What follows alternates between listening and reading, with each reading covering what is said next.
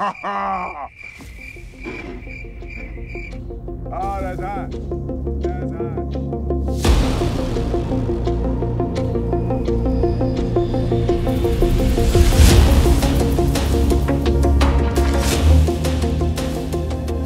Assalamualaikum. Hey, bulan Ramadan sudah datang.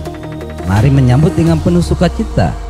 Tentu ini bulan penuh rahmat, hidayah, dan ampunan. Berbagai cara orang menyambut Ramadan. Ada salawatan, tadarusan, rame pergi tarawehan.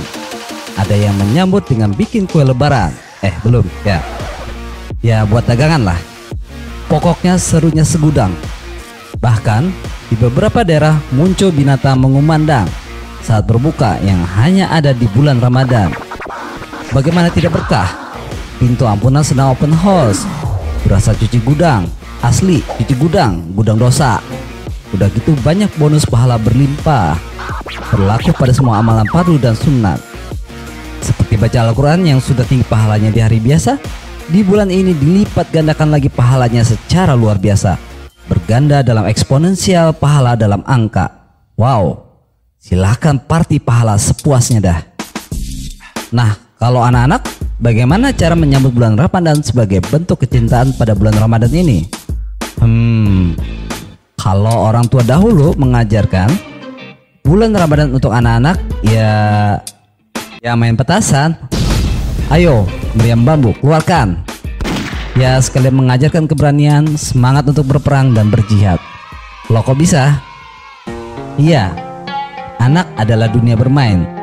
Saat bermain dalam pengasuhan Islam, syariat mulai ditanamkan sedikit demi sedikit. Dan salah satu penanaman syariat yang penting adalah tentang jihad. Jihad adalah perang. Makanya permainan perang-perangan bagus untuk anak. Dentuman suara petasan akan menggelorakan semangat perang dan jihad. Apalagi jihad menduduki kasta tertinggi dalam syariat Islam. Bisa dilihat bahwa setiap pahala yang tinggi akan selalu disandarkan pada pahala jihad. Tunggu pak, jihad kan artinya bersungguh-sungguh, jadi nggak mesti perang dong. Deh, ini nih kalau belajar tata bahasanya nanggung. Sebuah kata bisa mengalami pergeseran arti secara bahasa ke makna istilah. Udahlah, sederhananya gini. Jika hidup di zaman Rasulullah kemudian muncul seruan jihad, semua orang pun paham kalau itu seruan untuk persiapan perang. Aneh jika kamu malah pergi belajar sungguh-sungguh, kerja dengan sungguh-sungguh, atau malah tidur secara sungguh-sungguh. Sungguh bakalan dihajar masa kalau ada pemikiran seperti ini di zaman Rasulullah. Kalau pada masa perjuangan, apalah kata Bung Tomo jika ada yang berpendapat demikian? Bisa habis ditampol biar nggak dodol. Jihad adalah al-qital, perang. Perang apa? Perang berjuang di jalan Allah. Tapi tentu syariat yang paling agung, jihad juga punya rukun dan syarat keterlaksanaannya dong. Sholat aja ada syarat dan rukun sholat, masa jihad enggak? Betul, ada hadis, kita kembali peperangan kecil dan menghadapi peperangan yang lebih besar, melawan hawa nafsu. Dan puasa adalah melawan hawa nafsu. Tapi jangan ditafsirkan puasa adalah berjihad juga. Karena dalam sejarah, peperangan Islam justru banyak terjadi di bulan Ramadan, di saat kaum muslimin sedang berpuasa. Jadi sekali lagi jangan memaksa. Merubah istilah yang sudah dipahami oleh para sahabat Rasulullah, Khulafaur Rasyidin dan ulama sesudahnya. Jihad ada dua, jihad ofensif dan jihad defensif. Jihad defensif seperti pada masa perjuangan melawan penjajah. Kalau sekarang seperti saudara kita di Palestina, berperang untuk mempertahankan tanah air. Mereka layak disebut sebagai para jihadis. Surga menanti mereka. Tapi kalau jihad ofensif, jihad menyerang, itu disyaratkan ada struktur komando dari pemimpin kaum muslimin, yaitu seorang khalifah yang menunjuk seorang panglima perang dengan memberikan simbolisasi bendera al-liwa, bendera perang. Dan dalam perangnya sendiri, syariat Islam memiliki aturan. Tidak boleh membunuh anak-anak, wanita, dan orang tua. Tidak boleh menebang pohon, dalam artian tidak boleh merusak lingkungan. Tidak boleh mencemari sumber air dan udara. Tidak boleh merusak tempat ibadah. Jadi maaf, kalau ada yang ngebom tempat ibadah seperti gereja, itu bukan dari syariat Islam.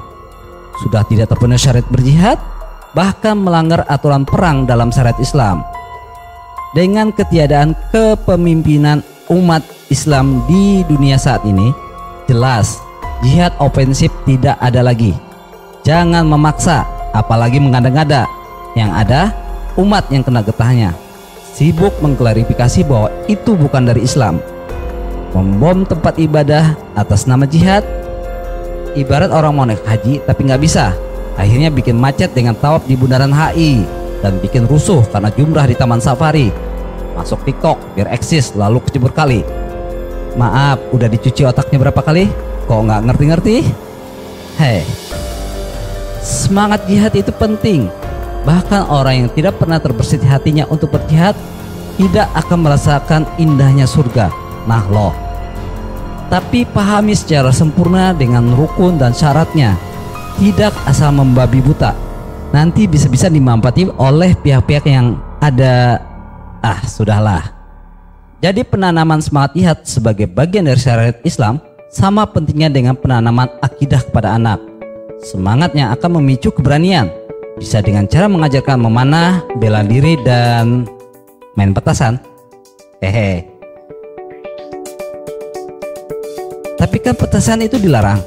Bahaya, bikin kaget orang, gak baik. Oke, bagaimana kalau logikanya dibalik? Petasan itu tidak bahaya, gak bikin kaget, dan baik untuk anak. Bahkan berpahala, bagaimana caranya? Beri anak kepercayaan dan tanggung jawab. Beri pemahaman bahaya yang harus dihindari. Protokol keselamatan saat main petasan. Kapan dan di mana harus bermain. Kebaikan yang didapat? Ya, yang waktu kecil yang pernah main petasan pasti tahu bagaimana keseruan dan kehebatan saat bermain di petasan di bulan Ramadan. Saya sendiri tidak setuju anak bermain petasan di perkotaan. Karena tidak ada tempat di kota yang bisa digunakan untuk bermain petasan.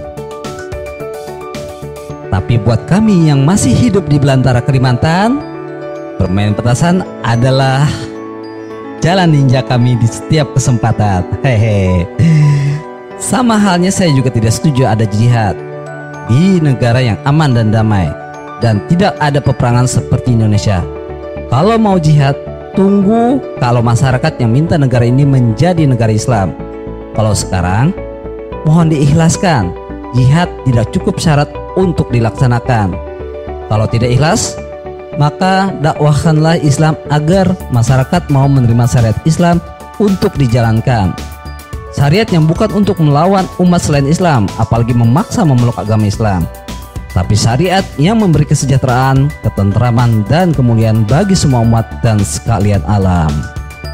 Wassalam.